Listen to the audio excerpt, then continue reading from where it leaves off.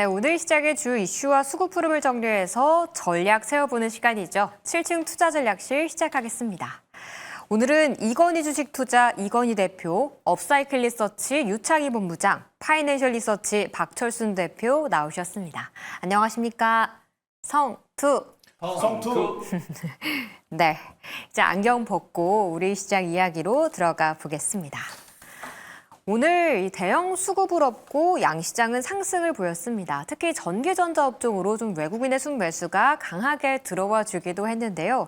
세 분의 의원들은 오늘 우리 시장을 어떻게 봤을지 이건희 의원부터 오늘장 한마디 들어볼게요. 삼성이 쏘아 올린 공이었다라고 말씀드릴 수가 있겠습니다. 네, 좀 삼쏘공, 삼성이 쏘아올린 공이었다라고 말씀을 주셨고 유창희 의원은요? 금리 인하 시즌 진입이라고 말씀드릴게요. 오늘 또 스콧 베선트 재무장관이 연준 50bp 내려야 한다 이런 발언도 또 하긴 했던데 역시 금리 인하 시즌에 진입했다라고 평가를 주셨고 다음 박철순 의원의 한 줄 평도 들어보겠습니다. 네, IT와 조선이 견인이라고 말씀드리겠습니다. 네, IT와 조선이 견인한 시장이다. 오늘 전기전자가 정말 강하게 올라왔던데 이따 좀 자세한 이야기 들어보도록 하겠습니다. 먼저 수급본부 전략회의로 시작해 보죠. 네, 수급본부 첫 번째 종목은 바로 LG 디스플레이입니다.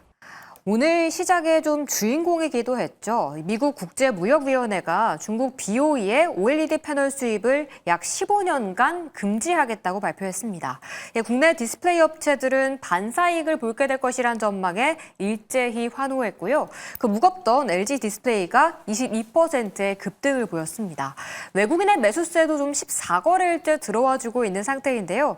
이제는 좀 길었던 터널을 탈출할 수 있는 걸지 첫 번째 종목으로 다뤄보도록 하겠습니다. 네, 디스플레이는 사실 관심도도 많이 떨어졌던 쪽이었던 것 같기도 하고요. 공급 과잉에 또 수익성까지도 확보하기 좀 어렵다란 분석이 많았던 쪽인데 오늘의 뉴스가 미칠 영향은 좀 어느 정도일지 굉장히 궁금하기도 해요. 먼저 이건희 의원부터 LG 디스플레이에 대한 한 줄평 들어볼게요. 일단 뜻밖의 기회라고 좀 말씀을 드리고 싶습니다.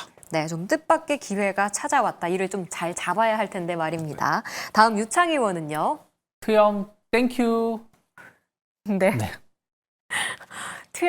트럼프형 땡큐라고 정말 감사 인사를 전해주셨고 다음 박철순 의원의 한 줄 평도 궁금합니다. 네, 중국 BOE 패소 환영입니다. 네, BOE 패소 환영한다.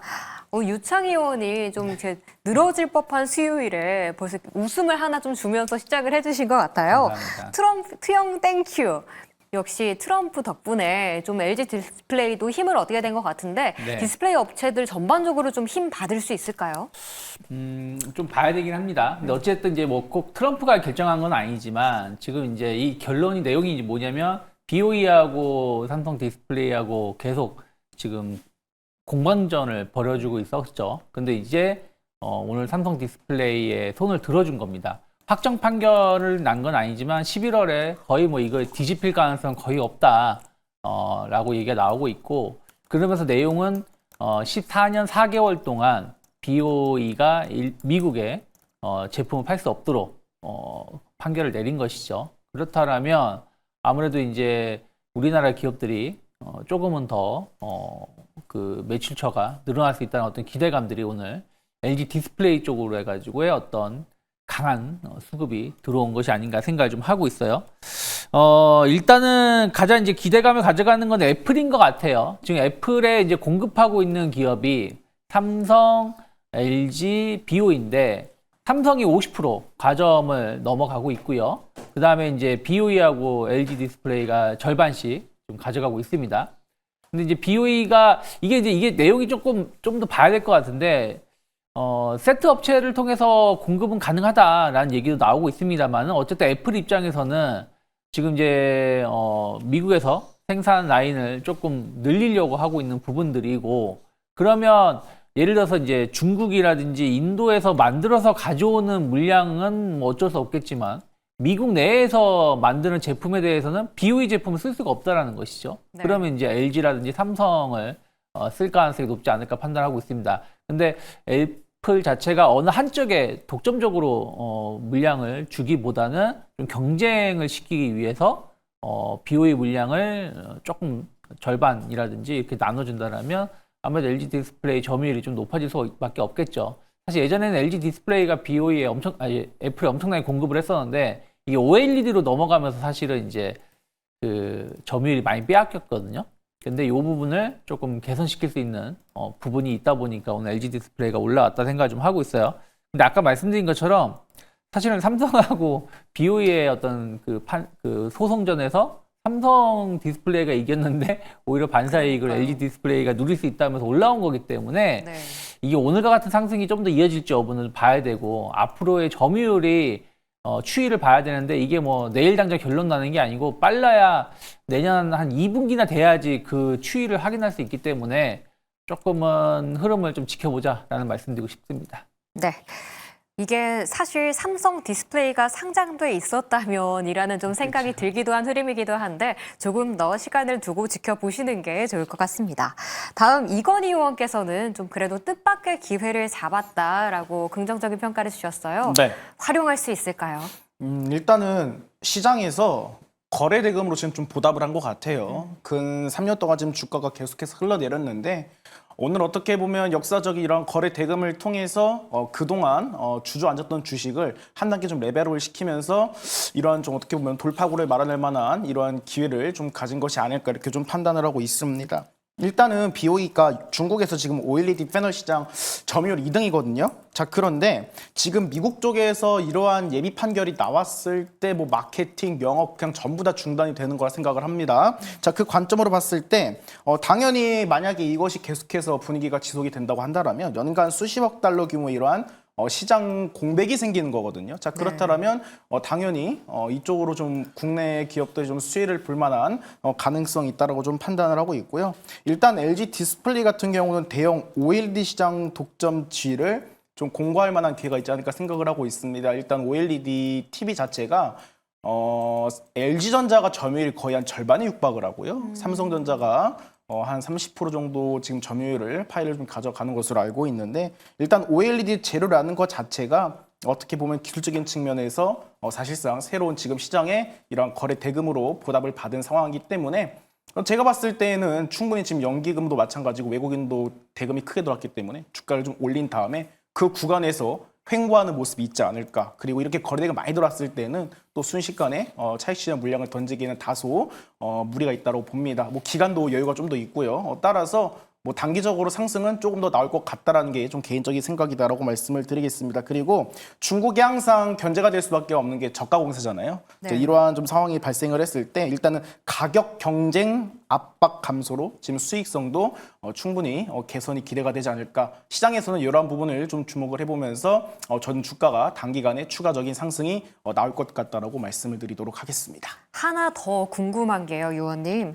사실 오늘 덕산 네오룩스나 덕산 테코피아 같은 덕산그룹주들도 그렇고 BH 같은 경우에도 굉장히 강한 시세를 내줬거든요. 네. 이렇게 디스플레이 관련 소부장 쪽도 시세를 이어갈 수 있을까요? 네, 충분히 이어갈 것 같고요. 제가 오늘 뭐 개인적인 뭐 매매를 좀 트레이딩을 많이 돌리긴 하지만 저희가 아침에 되게 고군분투했거든요. 아침에 뭐 대웅 쪽에서도 뭐 비만 치료제 관련 이슈가 나왔었고 맞아요. H중공업도 상승이 나왔었고 저는 아침에 제가 왜 NXT보다 그렇게 노력을 했는지 모르겠어요. 순식간 11시부터 OLED 쪽에서 지금 수급을 굉장히 좀 강력하게 빨아들이는 모습이 나왔거든요. LG 디스플레이랑 제가 BH를 놓쳤습니다. 그런데 이 3등주 파인 엠텍을 잡았었거든요. 지금 짝꿍 매매라 해가지고 대장주가 가면 섹터가 전체적으로 지금 올라가는 현상이 나왔기 때문에 분위기가 단기적으로 내일도 마찬가지고요. 내일 또는 모레 OLED 쪽에서는 추가 상승이 좀 나오지 않을까 이렇게 좀 예상을 해보도록 하겠습니다. 네. 짝꿍 매매 좀 기억해 보도록 하겠습니다. 마지막으로 박철순 의원께서는 그래도 BOE의 패소를 좀 환영하는 분위기다라고 네. 얘기를 주셨어요. 일단 앞에서 다 말씀하셔가지고 네. 뭐 말씀드릴 거 없는데 뭐 간단하죠. 일단은 뭐 BOE가 너무나 싼 가격에 대량으로 공급을 막 하다 보니까 패널 가격도 떨어지게 되고 그리고 더 싼 제품을 많이 선호를 하다 보니까 또 어떻게 보면은 LG 디스플레이라든지 삼성 디스플레이 입장에서는 굉장히 조금 눈에 가시 같은 존재였는데 네. 다시 한번 이제 어떻게 보면은 이제 패소를 하게 됐죠. 삼성 디스플레이에게 지금 소송이 걸려서 졌기 때문에 14년 넘게 이제 일단은 뭐 들어오지 못할 가능성이 생긴 겁니다. 이게 왜냐면 14년 8개월인가요? 뭐 이게 왜 생겼냐면은 사실 이 지금 삼성 디스플레이가 OLED 핵심 기술을 만들기 위해서 14년 8개월인가 걸렸다는 거예요. 그러니까 근데 이거를 인력을 데리고 오고 기술을 빼서 굉장히 빠른 시간 내에 R&D를 한 과정도 없는데 대량 생산을 하기 시작한 거거든요. 그러니까 사실 삼성 디스플레이 입장에서 엄청 억울한 화나죠. 거였죠. 네, 그래서 그것 때문에 소송이 들어갔던 건데 다행히 이제 한국 손을 들어줬기 때문에 나쁠 건 전혀 없다. 오히려 지금 주가에 좀 더 힘을 실어줄 수 있는 내용이기 때문에 일단은 긍정적으로 보고 있고요. 그런데 일단은 오늘 급등이 좀 나왔기 때문에 뭐 단기적인 차익 매물 같은 경우는 빠져나오면 일단 주가가 오늘처럼 세게 올라가진 않을 수도 있습니다. 약간의 노이즈는 나올 수 있겠지만 저는 약간 중장기적으로 봤을 때는 그래도 괜찮다고 보고 있는 게 오늘의 이 어떤 BOE의 패소 이 이슈가 없었다고 하더라도 하반기 때는 좀 기대감이 좀 있었던 게 있었거든요. 네. 일단 기본적으로 2분기 때는 좀 영업 손실이 좀 나와서 뭐 시장 기대치를 좀 하회하는 실적들을 발표를 했었는데 하반기 때 기대가 되는 요인들은 뭐가 있냐면 일단 기본적으로 모바일 고객사들 우리가 뭐 알만한 기업들이 많죠. 그런 기업들이 신제품 출시들이 계속적으로 일정들이 잡혀 있습니다. 그러다 보니까 당연히 물량이 좀 더 많이 들어올 수가 있기 때문에 출하량이 좀 OLED 패널 쪽에서 많이 늘어날 걸로 예상하고 있는 부분들이 있고요. 그리고 추가적으로는 WOLED라고 해서 TV라든지 우리가 모니터 사용할 때는 좀 대형 모니터, 대형 OLED 쓰잖아요. 네. 여기 같은 경우도 가격 같은 경우가 고객사랑 이제 협상이 좀 최근에 마무리가 됐다는 소리가 들렸습니다. 그래서 추가적인 하락보다는 이제 가격 협상이 됐기 때문에 조금 더 안정적인 실적을 여기서도 만들어낼 수 있는 가능성이 높아졌다라고 생각을 하고 있고요. 그리고 이제 전장 쪽도가 있는데 전장 쪽 같은 경우도 신규 차종에 또 이제 OLED가 적용되는 것들이 있는데 이런 것들이 또 하반기부터 출시가 좀 예정되어 있는 것들이 있어서 분명히 상반기보다는 하반기 때 실적이 더 잘 나올 걸로 예상하고 있어서 당연히 전략 후강의 흐름을 보일 수 있는 가능성이 높다라고 판단하고 있었습니다. 그래서 오늘 일단은 힘을 실어줄 수 있는 이슈는 있었지만 그게 아니더라도 당분간 뭐 중장기로 베팅하기에는 나쁘지 않은 가격대에 있다고 보고 있으니까요. 좀 긴 호흡으로 여유자금으로 베팅하시는 분들이라면 LG 디스플레이도 한번 조금씩 적금 형식으로 분할로 한번 담아가시는 것도 고려해 보시면 좋겠다라고 말씀드리겠습니다. 네, 참 관심을 못 받던 디스플레이 업계였는데 하반기 업황 개선될 기대감까지도 있고 이 뉴스와 함께 좀 투자자들의 관심도 받았기 때문에 중장기적인 관심은 가져보시는 것도 좋을 것 같습니다. 이어서 수급본부 두 번째 종목으로 바로 넘어가 보겠습니다.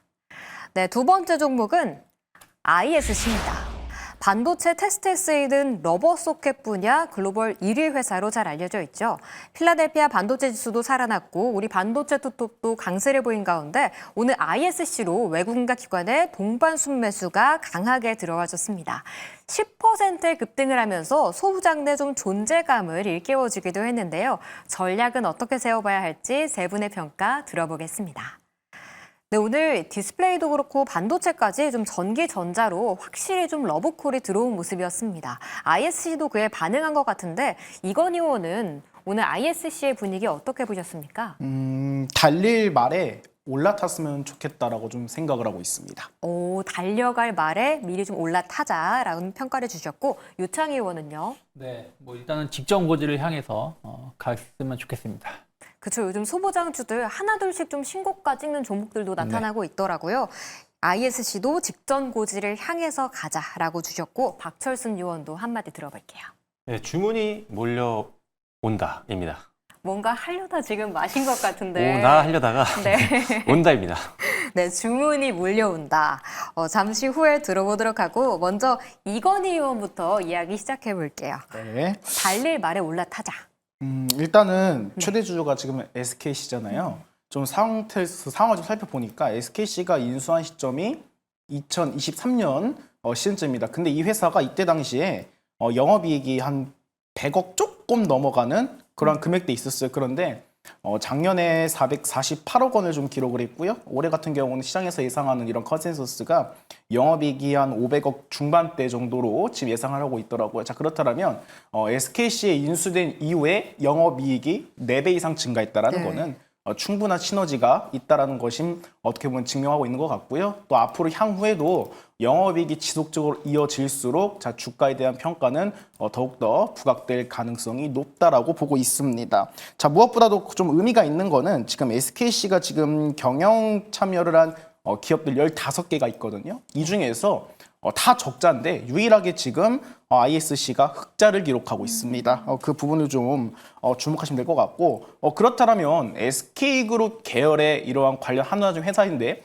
지금 분위기는 삼성전자가 더 좋아. 그럼 이게 무슨 상관 이럴 수가 있으시겠는데 시장에서 지금 반응을 보시면 아시겠지만 반도체 소부장이 지금 반응을 하니까 ISG 지금 반응을 하고 있잖아요. 자, 그렇다면 업황을 따라타서 좀 올라갈 가능성이 높다라고 좀 개인적으로 생각을 하고 있습니다. 그리고 무엇보다도 지금 뭐 특정 프라이빗 에쿼티사에서 교환사채를 지금 받아갔잖아요. SKC에서 그 지분을 일전에 매입을 했을 때 당시 그 관련 피해라고 보시면 될 것 같은데 지금 단계에서 인수를 하면서 움직이는 단계도 향후 이들도 주식으로 좀 교환할 수 있는 권리를 가지고 있기 때문에 주가가 상승을 하면 할수록 충분히 어떻게 보면 매력적인 이러한 포트폴리오를 가져갈 수 있기 때문에 제가 봤을 때는 업황도 타고 주가도 마침 그렇게 아직은 상승 시그널이 안 나왔다라고 생각을 하고 있기 때문에 추가적인 상승이 하반기에 이어지지 않을까 이렇게 좀 말씀을 드리겠습니다. 업황 분위기에 함께 키말투 수 있다라고 좀 말씀을 해주셨고요. 박철순 의원께서는 주문이 몰려온다라고 말씀을 주셨어요. 역시 좀 하반기에 기대감이 더 큰 걸까요? 네, 일단은 이 회사가 이제 뭐 반도체용 테스트 스쿼시라든지 이런 장비 쪽, 그다음에 이게 어떻게 보면 테스트 솔루션 사업 이런 것들을 하고 있는 회사인데 우리 말하는 뭐 검사 장비 만드는 회사라고 보시면 되겠죠. 일단은 뭐 워낙 또 선도 기업 중에 하나다 보니까 뭐 반도체 업황이 계속 좋아진다라고 한다면 당연히 전방선 수요가 늘면서 수익이 더 개선될 수 있는 상황은 만들어지기 때문에 반도체에 대한 지금 악재보다는 호재가 더 많이 나오고 있는 상황이어서 ISC 어떤 주가적인 측면에서도 좀 기대감을 더 가지셔도 될 것 같습니다. 이제 뭐 오늘 오랜만에 또 횡보하다가 반등 나왔으니까 추가 상승 좀 기대해 보셔도 좋을 것 같고요. 일단은 지금 하반기 이후에 외형 성장도 좀 기대가 되지만 수익성도 개선될 가능성이 높다라고 보고 있습니다. 지금 데이터 센터향의 어떤 반도체 수요가 계속적으로 늘고 있다 보니까 동시에 장비 수요도 같이 성장한다고 보시면 될 것 같고요. 신규 스마트폰 고객사 같은 경우도 계속 확보를 하고 있기 때문에 안정적인 성장 가능성은 충분히 있다라고 보고 있는 상태입니다. 일단 지금 AI 대형 고객사 쪽으로 테스트 장비 이런 것들이 계속 소켓이라든지 이런 것들이 공급이 시작되고 있는 상황이고요. 그 자회사 중에 아이셈이라는 회사가 있거든요. 이 회사가 이제 드디어 버닝 테스터라는 소켓 출하가 이제 시작이 됩니다. 이제 첫 출하거든요. 그래서 자회사의 어떤 실적 반영도 이제 조금씩 될 수가 있기 때문에 자회사의 어떤 기능, 어떤 성과들도 앞으로 계속 체크를 이제 하실 필요가 있겠다라고 말씀드리겠고요. 그리고 뭐 아주 좀 단기는 아니고 좀 중장기로 봤을 때는 뭐 자율주행이라든지 로봇 쪽으로도 기대감이 좀 있는 부분들이 있습니다. 그래서 그런 쪽이랑도 연관이 되어 있는 사업을 하고 있다라고 보시면 될 것 같고요. 2분기는 사실 뭐 실적은 괜찮았어요. 근데 이제 영업이익이 좀 그렇게 기대치에 미치지 못했는데 그 이유는 일단은 환차선에 대한 영향들이 좀 있었기 때문에 그런 거니까요. 일단 뭐 회사의 어떤 사업적인 문제가 있는 건 아니었다라는 점 참고하시면 될 것 같고요. 그리고 3분기 때는 사실 사측에서는 최근에 언급했던 게 역대 최대 분기 실적까지도 바라보고 있다라고 굉장히 긍정적으로 약간 전망치를 내세웠었거든요. 일단 뭐 데이터 센터 매출도 잘 나올 거로 보고 있는 거고 뭐 GPU라든지 그다음에 주문형 반도체 쪽 이쪽에 계속 시장이 커지다 보니까 2분기 실적을 봤을 때도 이 부분에서 실적이 전년 동기 대비해서 100% 정도 성장했었거든요. 그래서 GPU라든지 이런 중요한 반도체 쪽에서의 매출 성장은 앞으로도 계속 기대할 수 있기 때문에 실적은 점점 더 분기가 넘어가면 넘어갈수록 좀 기대를 해볼 필요가 있을 것 같습니다. 그래서 지금 주가가 조금 올라오긴 했지만 뭐 45,000원에서 65,000원 상당히 많이 올라온 것처럼 보이지만 사실 기존에 뭐 116,000원 재작년 고점 대비했을 때는 여전히 굉장히 싼 구간에서 움직이고 있는 상황이기 때문에 저라면 일단은 뭐 올해 고점 정도죠. 한 75,000원 정도 고점까지는 좀 열고 한번 베팅을 한번 고려해 보시는 것도 좋겠다라는 판단이기 때문에 한 75,000원 목표가 보시고 그 다음에 한 57,000원 정도 전저점 정도는 확실하게 손절매 가격으로 보시면 좋을 것 같습니다. 네, 하반기에 여전히 좀 매력적인 구간에 있다라고 보셨고 목표가는 75,000원, 좀 순절가는 57,000원으로 잡고 대응해 보시는 것도 좋은 전략일 것 같습니다. 다음 유창희 의원의 이야기로 들어가 볼게요. 직전 고지를 향해서 가고 있다라고 말씀을 주셨는데 1월에 한 8만 원 선까지 좀 올라가기도 했더라고요. 네. 그때까지는 충분히 상승 여력이 열려 있다고 보신 걸까요? 뭐 전 가능할 것 같다라고 좀 보고 있습니다. 그러니까 지금 앞에서 다 좋은 말씀 해주셨는데 이제 ISC가 이제 SKC에 인수가 되면서 약간 이제 우려와 기대감이 좀 있었는데 그때는 워낙 이제 하이닉스가 잘 나가다 보니까 ISC가 원래는 이제 삼성의 또 매출 비중이 상당히 많았거든요. 네. 근데 이제 이거를 버려야 된다라는 우려감들이 좀 있었었죠. 하지만 이제 하이닉스가 워낙에 잘 나가니까 커버가 된다라는 기대감으로 주가가 한번 크게 올라왔었습니다. 그래서 그 이후에는 또 이제 조정이 좀 나왔었죠. 그래서 확실하게 이제 HBM이라든지 이런 쪽으로 해가지고 하이닉스에 대한 어떤 기대감이 좀 있고 여전히 좀 있고 다만 이제 이번에 삼성 관련해서 이제 파운드리 쪽으로 그러니까 만약에 D램이라든지 이런 부분들은 삼성 쪽에 이제 공급은 안 되겠지만 파운드리 쪽으로 해서는 조금 충분히 ISC도 매출이 좀 개선될 수 있는 부분들이 있지 않나라고 시장이 평가를 하고 있는 것 같아요. 특히 이제 실리콘 소재 관련된 소켓 관련돼서는 ISC가 상당히 좀 다른 업체들 대비해서는 상당히 수요가 좀 높은 부분이 있다 보니까 이런 것들이 오늘 좀 일부 좀 반영된 것이 아닌가 판단하고 있고요.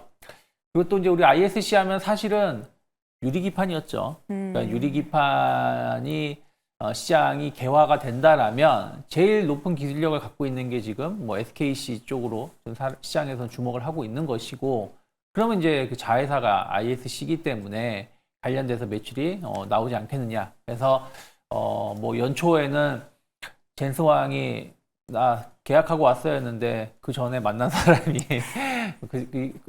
그러다 보니까 이건 뭐 SKC, ISC가 수혜가 아니냐 뭐 얘기가 나올 정도였습니다. 그래서 하반기 혹은 내년 상반기 정도 된다라면 유리기판이 시제품이 나올 가능성이 높고, 거기에 대한 어떤 기대감들도 저는 이제 점진적으로 ISC에는 긍정적인 영향을 줄 수 있다고 판단을 좀 하고 있어요.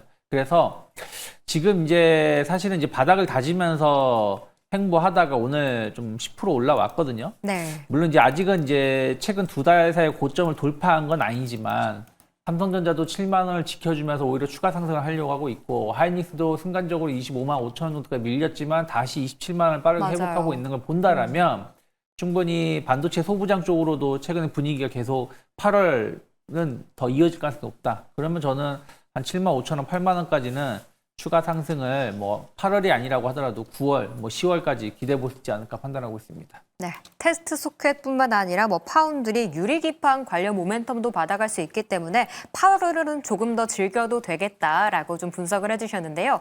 제가 여기서 하나 더 좀 질문을 드리고 싶은데, 사실 ISC 하면 리노공업이랑 굉장히 많이 비교가 되기도 하잖아요. 네. 근데 리노공업 같은 경우에도 실적 굉장히 좋은 종목으로 잘 알려져 있는데 네. 두 회사를 비교해봤을 때 어떤 쪽이 좀 더 매력적일까요?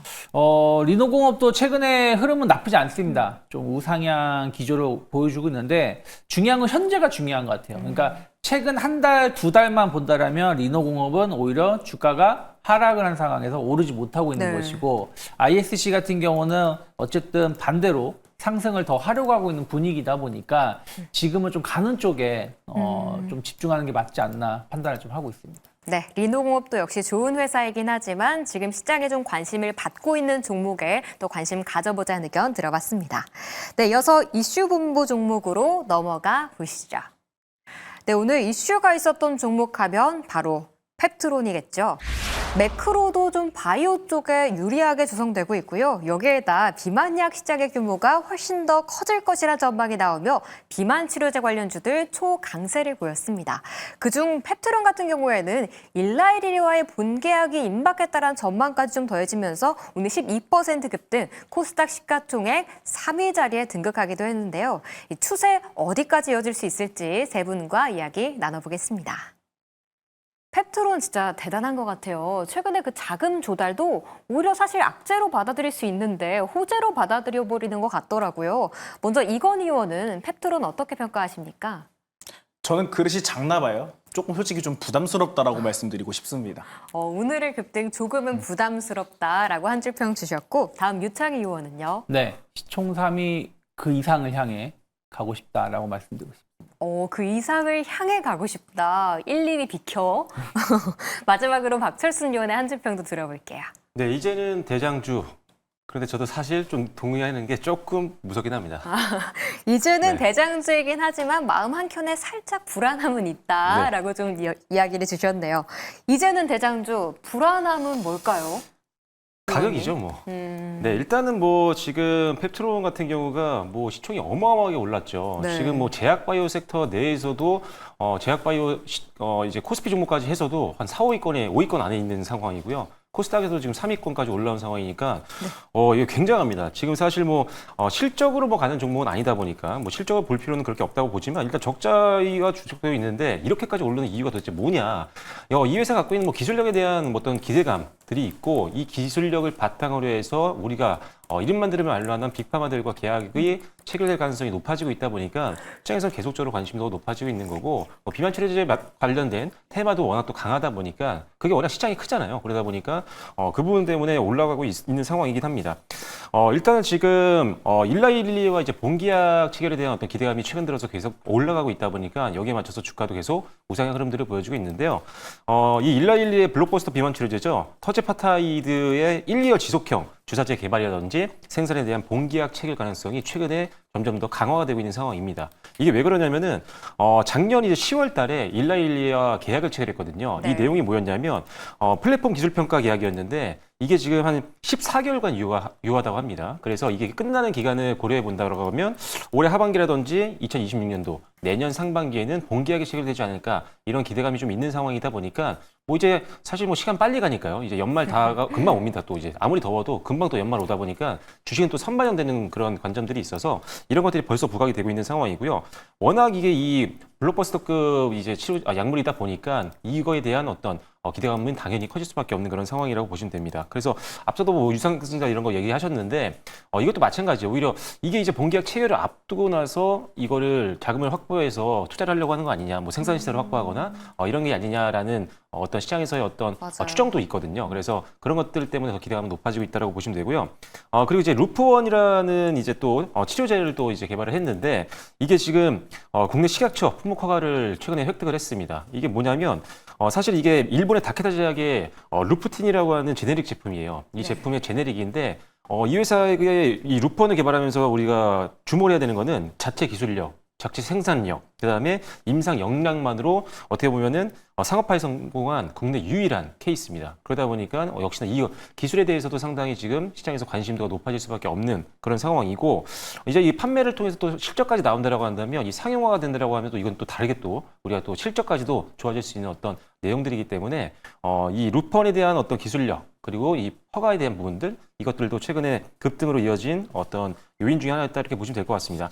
뭐 일단은 지금 사실 가격적인 부담은 충분히 있는데 이게 뭐 지금 정고점에 어떤 저항들이 있는 것도 아니고 이평선의 저항도 있는 것도 아니고 역사상 최고가를 지금 돌파하고 있는 구간이기 때문에 가지고 있는 분들이라고 한다면 저라면 일단은 비중을 축소할 준비는 하고 있겠지만 일단은 계속 상방에다가 베팅을 하긴 할 것 같습니다. 그래서 저라면은 이 종목이 혹시라도 조금 받아서 밀려 내려온다고 한다면 한 32만 원 정도 선에서는 한번 끊어주는 게 낫지 않을까라는 생각은 있어요. 그래서 일단은 지금은 수혜가 좀 남아있기 때문에 계속 상방 열어놓으시는데 계속 어디서 내가 이거를 현금화 시킬지에 대해서는 가격들을 계속적으로 높여가시면서 따라 올려서 붙이시는 게 좋을 것 같습니다.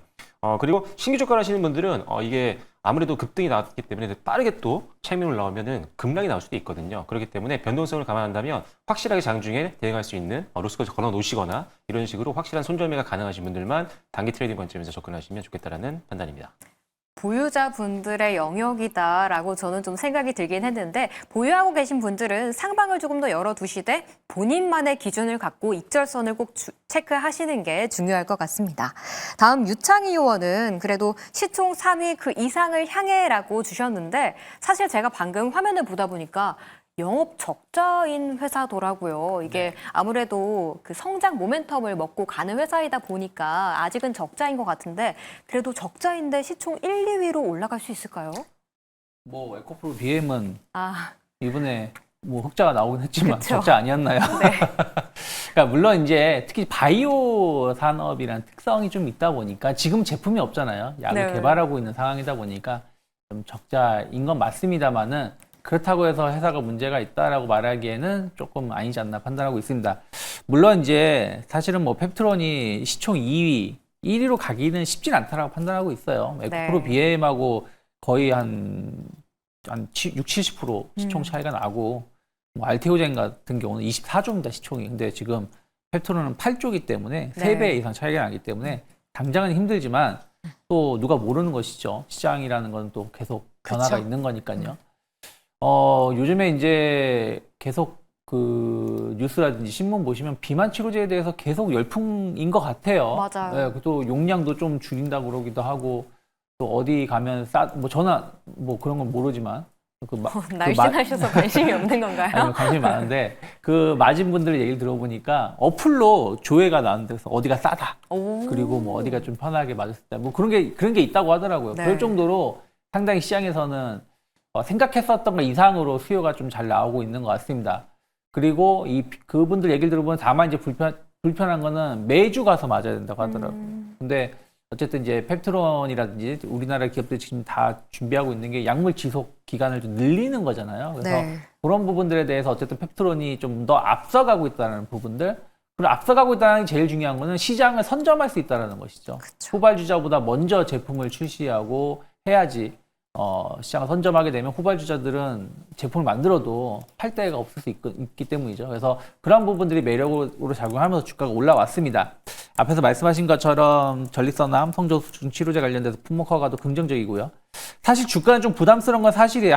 펩트론은 한번 발동 걸리면 진짜 뭐 한 100% 가까이 이렇게 상승을 하니까요. 그래서 지난 4월 달에도 한번 크게 올라왔었고, 그 다음에 횡보를 하다가 7월 달이죠. 7월 달에도 한 번씩 퀀텀 점프를 하네요. 80% 정도 주가가 일주일 만에 올라왔습니다. 물론 오늘 시작점이라 말은 못하겠어요. 하지만 주가라는 게 급등하고 가격 조정이 아니라 기간 조정을 주고 또 급등하고 또 지금 기간 조정을 한 달 정도 주고 상승을 주고 있다는 거죠. 이 얘기는 쉽게 팔려는 사람보다는 사려고 하는 사람들이 더 많다라고 보시면 될 것 같아요. 그래서 저는 오늘 이제 양봉이 나왔기 때문에 오늘 하루만 본다라면 오늘 오른 거에 한 절반 정도 혹은 시작점 언저리 32만 원만 이탈하지 않으면 좀 더 갈 수 있다는 생각으로 좀 보유하시거나 아니면 조정을 받았을 때 매수 관점으로 접근해 볼 수 있지 않을까. 또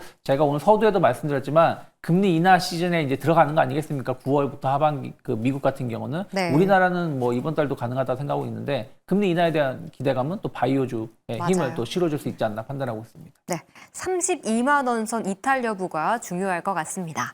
마지막으로 이건희 의원의 이야기로 넘어가 볼게요. 그래도 조금은 부담스러워라고 좀 가격선에 대한 부담을 주셨어요. 뭐 제가 아까 그것이 작다고 말씀드렸었잖아요. 네. 자, 근데 좋은 것만 일단 먼저 말씀을 드려볼게요. 일단 시장에서 교환사채 관련해서 호재로 받아들인 이유는 제가 지금 공시를 좀 봤거든요. 그런데 보통 교환사채 채권에 관해서 좀 이자가 좀 있어야 되는데 이자율이 없습니다. 표면 이자율이 0%고 만기자가 0%예요. 그리고 교환가액도 보니까 32만 6,895원입니다. 자금은 240억이 들어왔고요. 자, 그런데 교환가액이 32만 원대라는 거 지금 주가도 30만 원 중반대 지금 다 왔잖아요. 그럼 오직 그냥 이 사모 주체들도 주식으로 승부를 보겠다. 그럼 주식이 올라가면 주식으로 교환을 해가지고 큰 수익을 내겠다. 이러한 전략이 있는 것 같은데 또 반대로 말씀을 드리자면 이 주체 같은 경우는 언제든지 조기 상환 청구권을 진행할 수가 있습니다. 그 시기가 2027년도로 좀 나와 있는데 네. 반대로 또 주식 같은 경우도 보니까 일주일 전부터 바로 이제 주식이 오르면 주식으로 전환을 해가지고 팔 수 있는 권리가 생기더라고요. 네. 자, 그렇기 때문에 제가 그 부분에 대해서는 조금은 부담이 될 수 있지 않을까라고 좀 말씀을 드리고 싶고요. 제가 또 그릇이 작다고 말씀드린 이유가 좀 전에 뭐 일봉상으로 단계적으로 말씀 주셨지만 네. 3년 동안 주가 거의 5,000% 넘게 올라갔습니다. 5,000%. 5,000% 네. 넘게 올라갔어요. 자, 그렇다면 누군가는 5,000% 이렇게 손실을 보면서 이득을 보면서 주가를 핸들링하고 있는데 내가 이런 데 들어가가지고 그거 조금 먹겠다고 들어가는 건 조금 위험하지 않을까. 그리고 반대로 주가가 계속 치고 올라가지만은 않을 것 같아요. 혹시나 중간에 예를 들어서 일라이릴리가 추가적으로 아주 미약하지만 검토할 게 있다. 이런 소식이 뜨면 또 주가가 급락이 나왔다가 또 호재가 나오면 또 올릴 수 있고 이 고점 영역에서는 굉장히 좀 시장에서 좀 예민하게 지금 받아들이는 경향이 있을 수가 있기 때문에 계속해서 올라간다라기보다는 저는 차라리 지금 차라리 상대적으로 덜 오른 뭐 라파스라든가 뭐 대웅이라든가 뭐 저점에 있는 주식들 많이 있잖아요. 내가 좀 물리더라도 버틸 수 있는 이러한 좀 있는 주식들 차라리 그런 것을 좀 공략하면 어떨까 이렇게 좀 말씀을 드리고 싶습니다. 펩트론 같은 경우 선두주자인 건 맞지만 투자에 있어서는 조금은 보수적으로 안전하게 본다면 지금 후발주자로 치고 올라오고 있는 라파스나 대웅 같은 종목으로 관심 가져보시는 것도 좋을 것 같습니다. 이제 두 번째 종목으로 넘어가 보시죠. 네, 두 번째 종목은 이 보유자도 그냥 보고 있던 투자자들도 좀 한숨이 나오게 했던 종목입니다. 바로 펄어비스인데요. 2분기 실적도 부진했고요. 그나마 기대했던 신작 붉은 사막도 또 파노 출시가 지연되면서 오늘 24%의 급락을 보였습니다. 파노 효과는 뭐 이미 잊혀진 건지 오늘의 장대 음봉을 어떻게 받아들여야 하는 걸까요? 세 분과 이슈본부 두 번째 종목으로 다뤄보겠습니다. 오늘 잘 마감하고 잔뜩 화가 나는 리포트가 굉장히 많이 나왔더라고요. 양치기 소년이다. 뭐 이런 되게 무서운 내용들도 많던데 이건희 의원은 오늘 펄어비스의 시세 어떻게 보셨나요? 저는 뭐 시간이 좀 길어질 수는 있겠지만 그래도 주가가 하락할 만큼 충분히 하락한 뒤에 횡보하는 구간이 나올 때를 좀 기다리면 어떨까라고 말씀을 드리고 싶습니다. 그래도 기대해보자. 신작 붉은 사막 도깨비에 대한 기대감 갖고 횡보하는 구간을 기다리자라고 말씀 주셨고 유창희 의원은요? 회사는 매 분기 혹은 반기마다 다음에 나옵니다라고 말을 합니다. 네. 그런데 말입니다. 그것이 알고 주민 싶습니다. 좀 해주세요. 주민. 그것이 알고 싶습니다. 그러니까요. 그런데 말입니다. 라고 이렇게 좀 재미있는 한 줄평을 주셨는데 그것이 알고 싶다. 잠시 후에 자세한 내용 들어보도록 하고 박철순 의원도 오늘 펄어비스에 대해 한 줄평 해주시죠. 네, 잠시만 안녕입니다. 여기 노래가 나와야 될 것 같은데 여기는. 이 노래가 있나 이게? 네. 잠시만 안녕이라고 또 한 줄평을 주셨네요. 먼저 그런데 말입니다. 라고 해주셨던 그것이 알고 싶다. 언제쯤 나오는 거예요, 진짜? 모르겠어요. 사실 이거 개발하고 있는지도 모르겠습니다. 네. 그러니까 지금 펄어비스가 사실은 검은 사막이라는 PC 버전의 RPG가 대히트를 쳤었고요. 네. 그 다음에 이제 모바일 버전이 2017년 겨울인가요? 2018년 초에 나왔습니다. 제가 그때 그걸 했었거든요. 근데 네. 검은 사막 모바일 버전이 약간 해작 게임? 그러니까 가금 유도를 덜 하면서 네. 게임을 즐길 수 있다고 하면서 나름대로 히트를 쳤어요. 그리고 이제 붉은 사막이었는데 전혀 깜깜무소식입니다. 지금 한 3, 4년째 뭐 한 6개월 뒤에 내년에 곧 나옵니다 하는데 전혀 지금 뭐 얘기가 나오지 않는 없어요. 거죠. 그래서 원래는 지금 하반기에 나와야 되는데 이게 내년으로 미뤄진 거 아니겠습니까? 오늘 적자가 나온 것도 좀 문제지만 적자보다도 결국엔 지금 검은 사막 모바일 버전 이후에 뭔가가 작품이 없다라는 거예요. 그 사이에 아무도 지금 기억 못 하시겠지만 제 이름도 까먹었습니다. 뭐 그 증강현실 게임이라서 도깨비라는 게임도 네. 한번 출시하겠다는 얘기도 좀 있었고 뭐 붉은 사막은 그때부터도 계속 나왔는데 검은 사막 모바일 버전이 나온 게 제가 아까 2018년이라고 말씀드렸어요. 벌써 한 7년 전 게임입니다. 그러니까 뭔가가 새로운 유저를 불러일으킬 만한 요소가 없고 또 하나는 붉은 사막이 어쩌면 나오더라도 저는 흥행하기 쉽지 않을 것 같다 생각하고 있는 것 중에 하나가 게임이라는 건 제때 나와야지 흥행을 하는 건데 벌써 몇 년째 미뤄지게 되면 좀 질려버렸죠. 그쵸. 질린 것도 있지만 이게 예를 들어서 2025년, 6년 트렌드에 맞는 게임을 딱 내놓으려고 만들고 있었는데 맞아요. 벌써 몇 년이 지났기 때문에 물론 제가 뭐 제작자는 아니겠지만 현재 트렌드에 맞을까? 라는 생각도 하고 있습니다. 그래서 그런 것들 감안하면 너무 실망감을 계속 주었고 단순하게 파노, 뭐 한알령 해제 이런 것만 오르기에는 다른 업체들하고 비교했을 때 경쟁력이 너무 떨어지지 않나 판단하고 있습니다. 네, 역시 좀 트렌드에 맞는 게임도 그 적재적소에 나와야 되는데 계속 늘어지고 있다는 점이 큰 약점으로 좀 꼽히고 있는 것 같습니다. 다음 박철순 의원은 잠시만 안녕이라고 좀 외쳐주셨네요. 네, 일단은 뭐 지금 급락이 나왔기 때문에 뭐 추가 하락이 더 나올 수도 있겠죠. 그래서 이제 추세가 더 이어진다라고 한다면 지금 빨리 일단은 리스크 관리를 위해서 빨리 빠져나오는 전략이 필요하다고 생각하고요. 그래서 일단 지금 뭐 신규 접근은 잠시 하지 않고 좀 관망하는 게 좋을 것 같습니다. 변동성이 좀 완화되고 들어가도 늦지 않고 뭐 수익성에서는 그렇게 차이가 안 나기 때문에 일단 지금은 조금 잠시 떨어뜨려 놓는 게 좋겠다라는 판단이에요. 일단 말씀해 주신 것처럼 지금 계속 가장 기대했던 이 붉은 사막이 지연이 되다 보니까 뭐 투자자들 입장에서 뭐 1,000원까지 할 정도로 지금 투심이 너무나도 악화되어 있는 상황입니다. 이 상태에서 뭐 적극적인 매수세가 들어오기는 좀 어려울 거라고 생각하기 때문에 단기적으로는 추가 하락을 염두에 둔다면 일단은 지금 잠시 빠져나오는 전략이 맞다라고 말씀을 드린 거고요. 다만 이제 뭐 이게 어느 정도 조정이 좀 마무리된다라고 한다면 주가는 생각보다 굉장히 많이 빠졌고 아마 이번에도 만약에 뭐 내년 초에 뭐 한다고 하는데 그때 만약에 출시가 또 밀린다면 그때는 뭐 정말로 큰일 투자 나는 관점에서는 거죠. 이제는 잠시 빼놔야 되지 않을까 싶습니다. 그래서 만약에 이번 진짜로 큰맘 먹고 한다라고 한다면 분명히 하반기 때 매수액에는 올 수 있을 것 같습니다. 일단 다만 지금은 좀 피해 있자라는 관점이고 영업이익도 뭐 손실이었지만 매출도 사실 정체되어 있습니다. 다른 기업들은 기존에 계속 캐시카우 역할을 했던 게임들로도 충분히 매출을 성장시키면서 외형 성장이 나오고 있는데 이 회사는 지금 800억대에서 지금 멈춰 있는 상황이거든요. 분기 실적이. 그런 것도 좀 아쉽고 영업 손실도 아깝고 이런 것들이 좀 아쉬운 상황입니다. 그래서 일단은 뭐 저는 뭐 실적도 아쉬운 상황이고 기존에 이런 게임 같은 경우도 사실 뭐 성장세가 좀 이제 정체되어 있는 상황이기 때문에 지금은 좀 접근하기 좀 어렵다는 판단이어서 오히려 실적 잘 나오고 신작 기대감 있는 기업들 너무 많습니다. 뭐 지금 약간의 뭐 조정은 나올 수 있는 종목들이긴 하지만 최근에 올라서 네. 뭐 데브 시스터즈 같은 경우도 사실 뭐 전년 동기 대비해서 지금 영업이익이 2분기 때 100% 이상 올랐습니다.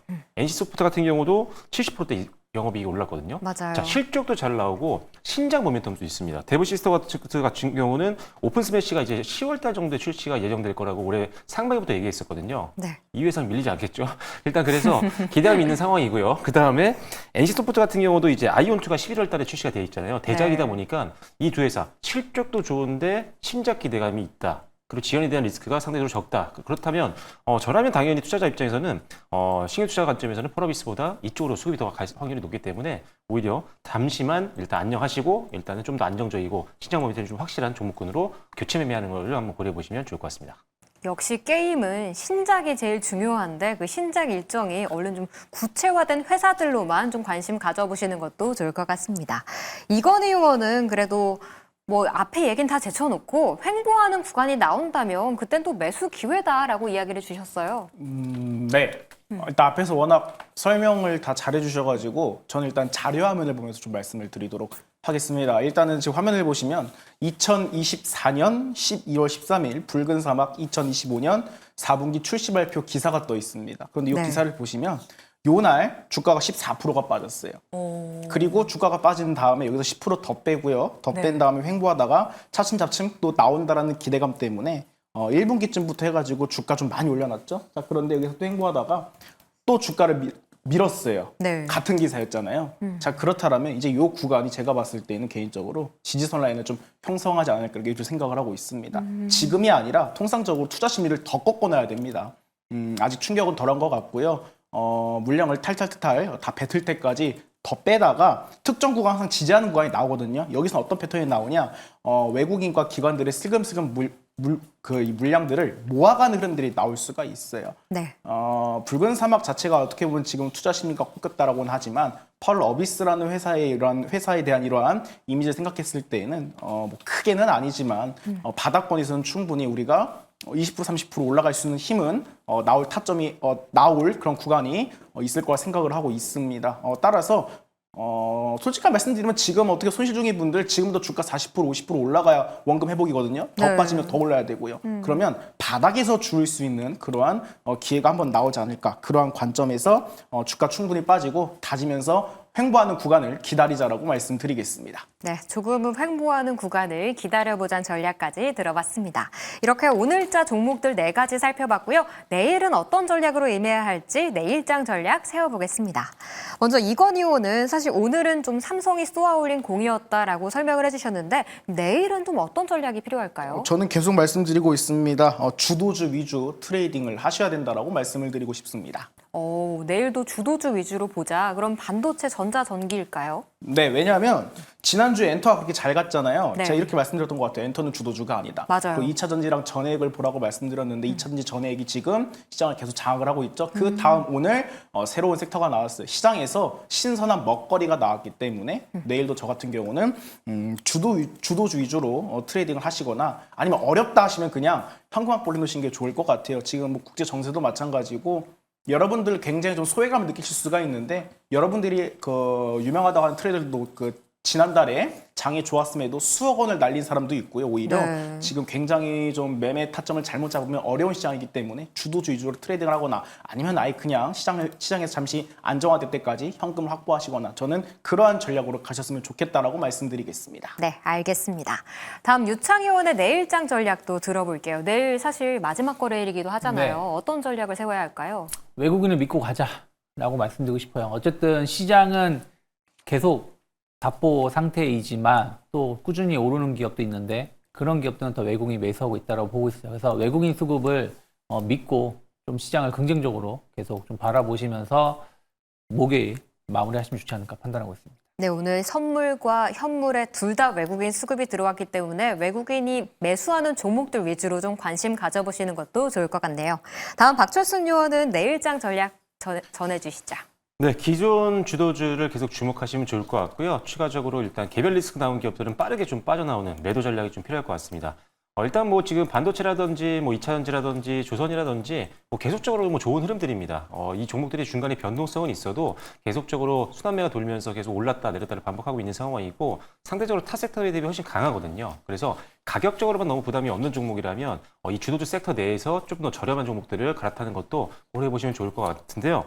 다만 이제 실적 발표일 날 요새 최근에 주가 흐름이 굉장히 예측 좀 어렵습니다. 호실적 발표에도 밀리는 경우가 있고 맞아요. 재료 소멸로 그래서 실적 발표 날에 유기적으로 대응할 수 있는 분들이 아니라면 조금 미리 수익을 좀 확보해 두는 전략도 필요하겠다. 그리고 개별학제 나오면 한 2, 3거리 그냥 쭉 밀리거든요. 그래서 예를 들어 실적 기대치보다 안 나와서 달발글로 밀렸던 것처럼 일단 뭐 그런 종목들 바로 좀 빠져나오는 전략이 필요하다. 그래서 좀 손을 빨리빨리 돌리셔가지고 악재 나오면 일단 생각하지 마시고 조금 비중을 빨리 축소 또는 현금화시키는 전략도 계속 병행하시면 좋을 것 같습니다. 네, 빠른 순환매에 좀 빠른 손놀림이 필요한 시장일 것 같습니다. 이렇게 내일장 전략까지 세워봤고요. 이어서 종목 이야기로 넘어가 보시죠. 먼저 이건희 의원, 아까 제가 살짝 또 말씀을 드리긴 했는데 BH가 말이죠. 7월 17일 매수했고 2차 목표가까지 세워주셨는데 그것도 또한 달성했습니다. 수익률 최고가 기준 36%를 기록하고 있는데요. 여기서 보내줄까요? 아니면 조금 더 가져갈까요? 아유, 돈 역대급으로 많이 들어왔습니다. 2만 원까지 한번 터치할 것 같고요. 개인적으로는 만약에 2만 원 구간에서 좀 강력하게 또 대금이 붙는다고 한다면 일전 최고점 2만 원 중후반대까지 해서 박스권 형성하고 좀 기대를 하고 있습니다. 자, 그렇지만 그 다음 목표가는 일단 한 번 더 3차인가요 이제? 네. 한 2만 원 정도까지로 조금 상향을 해보겠다. 기술적 우상향 잘하고 있으니까 한번 지켜보자라고 말씀드리겠습니다. 지금 물 들어왔다. 목표가 더 높여 잡아서 2만 원까지 기다려보도록 하겠습니다. 다음 박철순 의원도 7월 10일 날 매수했던 ST팜이요. 수익률 최고가 기준 21%를 좀 기록하고 있습니다. 역시 제약바이오 하반기 좀 더 기다려볼까요? 네, 굉장히 이 종목 추천드리고 나서 빠르게 올라왔습니다. 네. 뭐 한 달도 안 걸렸죠. 그래서 한 20몇 프로 수익이 났는데 목표가 타치하고 나서 제가 다시 한번 주가가 좀 내려왔을 때 리뷰어 드리면서 지금 다시 재매수 가능하다라고 하면서 이번엔 좀 뚫을 수 있을 것 같아서 11만 원까지 한번 보자라고 해서 2차 목표를 제시드렸는데 그 목표가 그대로 유지하고 있습니다. 일단 관세 충격이 자유롭고요.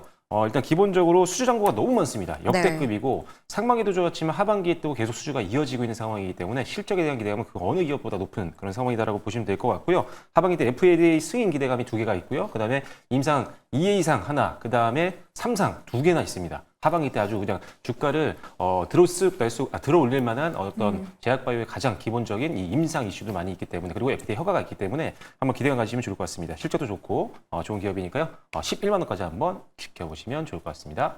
하반기 임상 결과 2개나 더 기다리고 있다. 2차 목표가 11만 원까지 조금 더 기다려보도록 하겠습니다. 다음 유창희 의원도 7월 31일 지지난주에 매수했던 유진테크가요. 수익률 최고가 기준 12%를 기록하고 있습니다. 여기서 더 가져가도 되겠죠? 네, 뭐 제가 보기에는 작년 상반기 주가가 6만 원 정도 했었거든요. 5만 8천 6만 원이었기 때문에 지금 어쨌든 삼성전자가 계속해서 7만 원을 지키고 더 상승을 좀 하려고 하고 있는 걸 감안한다라면 충분히 추가 상승 가능성을 대비하는 게 맞지 않을까 판단하고 있습니다. 네, 추가 상승 가능성 대비해 보도록 하겠습니다. 그렇다면 이제 이건희 의원 오늘 받고 내일은 어떤 종목을 시초가에 공략하면 좋을까요? 네페스 아크 말씀드리고 싶습니다. 일단은 지금 시스템 반도체 쪽에서도 충분히 좀 물이 들어올 것 같습니다. 좀 개인적인 좀 투자 아이디어지만 삼성전자랑 테슬라가 협력을 하잖아요. 그런데 네. 테슬라가 얼마 전에 그 슈퍼컴퓨터 관련해서 이런 사업을 축소한다고 밝혔습니다. 저는 그 안에 약간은 좀 전략이 있는 것 같아요. 아예 그냥 그 머스크의 그 XAI가 아예 그냥 자체적으로 외부에 조달하는 게 아니라 자체적으로 돌려고 하는 이런 전략을 좀 엿볼 수가 있는 전략들이 있었거든요. 네. 그렇다면 삼성전자랑 손을 잡았다는 거는 향후에 삼성전자 파운드리 쪽에서 AI 칩 수요가 계속해서 늘어나면서 시스템 반도체 반도체 쪽으로도 자연스럽게 섹터가 움직일 것으로 좀 예상을 하고 있다. 그래서 삼성전자빨 반도체 관련주 수혜 예상으로 말씀을 드리겠습니다. 그리고 주가도요. 과대 낙폭 이후에 옆으로 기다가 바닥권에서 거래량을 수반하면서 천천히 올라가고 있어요. 그래서 타점적으로도 무리가 없다라고 말씀드리겠습니다. 목표가는 17,650원, 손절가는 14,000원 의견 드리도록 하겠습니다. 네, 삼성과의 좀 연결고리가 있는 회사들로 관심 가져보면 좋을 것 같고요. 네페사크 목표가 17,650원 짚어드렸네요. 다음 유창희 의원 같은 경우에는 시초가 공략주 어떤 거 준비하셨을까요? 저 이번에도 좀 반도체 소부장 관련해서 YC를 가지고 나왔습니다. YC는 이제 삼성전자 쪽 관련된 매출이 좀 높은데 그 웨이퍼 테스트 장비를 공급하는 기업이라 보시면 될 것 같아요. 근데 이제 이거가 보통 D램이라든지 낸드라든지 약간 레거시 쪽에 집중된 부분들이 좀 있습니다. 그러다 네. 보니까 이제 그동안 주가가 좀 힘을 못 냈었는데 어저께 나온 뉴스 보시면 마이크론이 실적 추정치를 좀 더 상향을 했고 전 그것이 HBM 영향도 있겠지만 레거시 반도체 시장이 개선되는 부분들이라고 좀 생각을 좀 하고 있어요. 그럼 삼성전자도 충분히 실적 증가에 대한 기대감들 가져갈 수 있다라고 좀 보고 있고요. 거기다가 이제 그 HBM 관련돼서 지금 삼성전자가 통과를 했다 안 했다 이제 얘기는 막 이런저런 뉴스는 온갖 잡뉴스는 나오고 있습니다. 하지만 이제 삼성전자가 공식적으로 발표하지 않았는데 네. 지금 시장에서는 통과한 것이 아닌가라고 평가를 하고 있거든요. 네. 그럼 이와 관련돼서 또 새로운 매출을 좀 기대해 볼 수 있지 않나 판단을 좀 하고 있어요. 그래서 그런 것들 감안하면 지금 주가는 지난번 7월 17일에 한번 급등했다가 그 박스권에서 움직이다가 다시 그 상단까지 올라온 거기 때문에 저는 13,000원 정도까지는 충분히 추가 상승 가능하다 판단하고 있고 1,500원만 이탈하지 않으면 분할 매수 가능하지 않을까 판단하고 있습니다. 네, 최근 조용한 오름세를 보이고 있는 장비주 YC 목표가 13,000원 짚어주셨네요. 마지막으로 이제 박철순 의원의 시초가 공략주까지 들어볼게요. 네, 조금 주도주 말씀드리고 나서 생뚱맞은 종목입니다. 한국항공우주입니다. 네.